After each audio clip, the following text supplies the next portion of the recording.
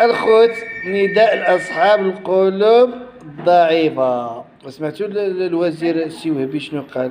قال لك غادي تخرج لائحة فيها الناس اللي مزوجين واللي مطلقين واللي عندهم تعدد، وهما ملي عندهم تعدد واجمعوا الرحيل ولا كتعرفوا شي مصرية عيطوا لهم يدبروا لكم على الدار حق الرب. راه ما كاين شي عيالات دابا راه قلت واش ديال البلاط والكوكوتات. اسمع سيدي الوزير شنو قال، سمع. كنت وعدتكم هنايا في مجلس النواب بان بغينا نديروا واحد القاعده اللي ندخلوا فيها جميع المغاربه، شكون مزوج وشكون مزوج بشكون. كملناها ساليناها، انتهت الان موجوده، سنعلن عنها في الاسبوعين المقبلين تحت اشراف السيد رئيس الحكومه باش نعلنوا عليها. غادي يعرف كل مواطن، غادي يعرف بان راه سميتو كاينه من مزوج، واش مطلق، واش مخلص، واش كل شيء الامور غادي تولي. فلهذا هيئوا نفوسكم. شكرا. وسمعتوا السيد الوزير شنو قال؟ الحمد اصحاب الكاتكاطات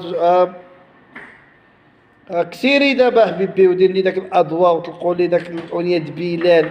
طلق الحبيب طلق، والله لا. وسيد الوزير كنشكروك اخاي، اللي قالها المخزن هي اللي كاينه.